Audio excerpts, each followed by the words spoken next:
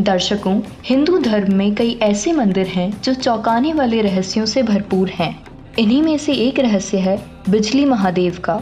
यह हिमाचल प्रदेश के कुल्लू में स्थित रहस्यमयी शिव मंदिर है, जिसकी गुत्थी आज तक कोई नहीं सुलझा पाया। ऊंची पहाड़ियों पर स्थित इस मंदिर पर पार्वती नदी और व्यास नदी का संगम भी है। इस मंदिर पर 12 साल में आकाशीय बिजली गिरती है, लेकिन इसके बाद भी मंदिर को किसी तरह का कोई नुकसान नहीं होता। यह सिलसिला युगों से चला आ रहा है, लेकिन कोई भी इस रहस्य को सुलझा नहीं पाया है। परंतु आज लाइव सिटीज आपको इस मंदिर से जुड़ी कथा और रहस्यों के बारे में बतलाएगा, और हम यह भी जानेंगे कि क्यों गिरती है शिवलिंग पर बिजली। बिजली महादेव की पौराणिक कथा।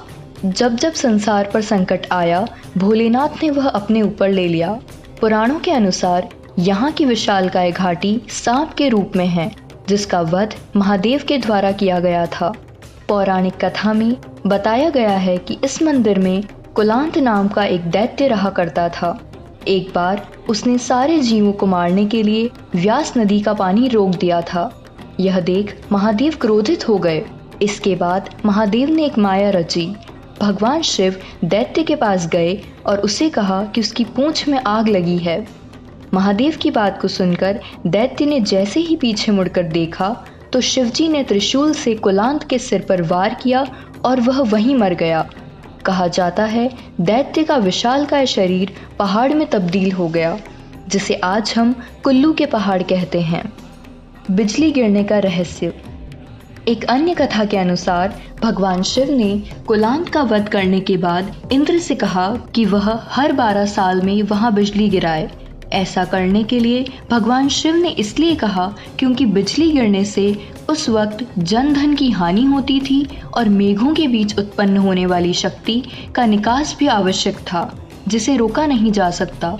तो शंकर जी ने इंद्र को इसका समाधान देते हुए कहा कि हिमालय के पहाड़ों पर भंतुर नामक गांव के एक पहाड़ की चोटी पर मैं लिंग के रूप में स्थित हूँ। आप वज्रपात केवल उस लिंग पर करें। तब से हर 12 साल के बाद शिवलिंग पर और उसके हर दूसरे साल मंदिर के ध्वज पर बिजली गिरती है।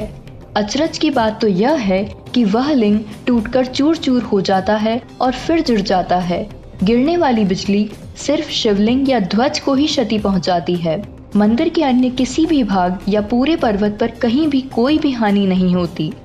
मक्खन महादेव की कथा। जब लिंग पर बिजली गिरती है तो वह खंड खंड हो जाता है।